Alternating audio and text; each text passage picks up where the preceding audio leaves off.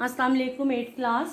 उम्मीद करती हूँ आप सब खैरियत से होंगे और नई क्लास में आप सबको खुश आमदीद। मैं मिस उज़्मा आपको होम इकनॉमिक्स ही पढ़ाऊँगी। हमारी ये वाली किताब है होम इकनॉमिक्स और इसका आज हम सफ़ा नंबर 2 खोलेंगे। मेरे साथ आप भी सफ़ा नंबर 2 अपनी किताब का खोल लीजिए।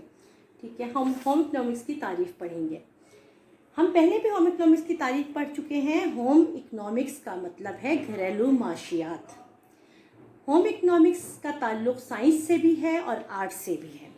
साइंस से इसका ताल्लुक़ किस तरह से है इसे मैं आपको भी वजाहत कर देती हूँ।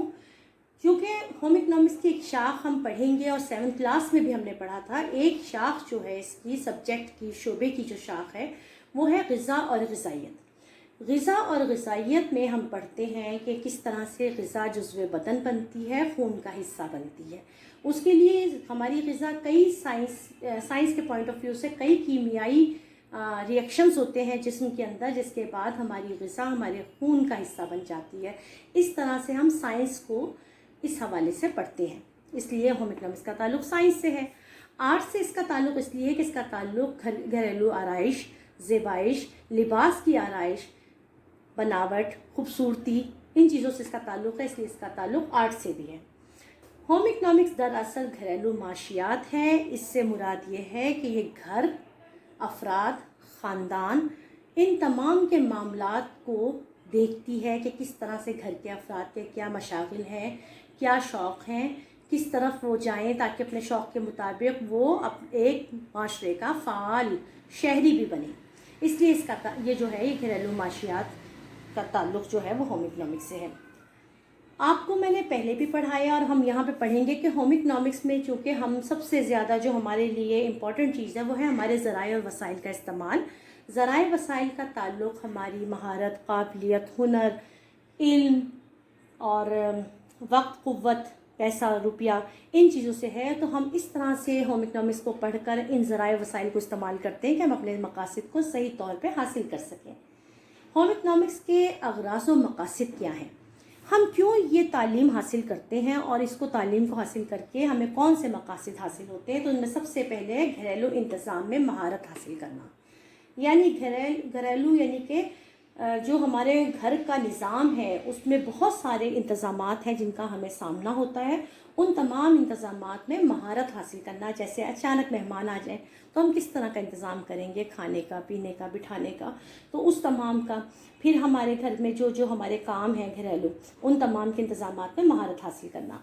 आमदनी और अखराजात में तवाज़ुन रखने से मुराद ये है कि हमारे घर में जो हमारे सरबराहान हैं वो जो आमदनी कमा रहे हैं और जो कुछ अखराजात घर में हो रहे हैं उनमें आपस में तवाज़ुन है। कहीं तवाज़ुन बिगड़ा हुआ तो नहीं कि अखराजात ज़्यादा हो रहे हैं, आमदनी कम है। आपको पता है फिर मसाइल पैदा होते हैं। तो जितनी आमदनी है हमें उतनी ही चादर में पाँव फैलाने हैं। अगर हम उससे ज़्यादा अखराजात करेंगे, उससे ज़्यादा खर्चे होंगे घर में, तो तवाज़ुन बिगड़ेगा। फिर नंबर 3 मकसद जो है होम इकनॉमिक्स का पढ़ के जो हमें हासिल होता है वो है ख़ानदान की रिहायशी ज़रूरियात को पूरा करना। रिहायशी ज़रूरियात में रहन सहन, आपका घर, आपके घर से ताल्लुक़ की जितनी भी चीज़ें हैं वो तमाम इसमें आती हैं। और ये हमें जो है होम इकनॉमिक्स की तालीम जो है हमें ये चीज़ का इल्म देती है कि हम अपने ख़ानदान के अफराद को रिहायशी ज़रूरियात उनकी किस तरह से पूरी करें। पेशा वराना महारत पैदा करना, यानी कोई भी शख्स है उसके अंदर ऐसी काबिलियत पैदा करना कि वो कुछ ना कुछ इनकम भी कमा सके, जो कि आज के माशरे के लिए बहुत ज़रूरी है कि हर शख्स जो है वो माशरे का वो कमाए और अपनी पेशा वराना महारत और सलाहियत पैदा करे।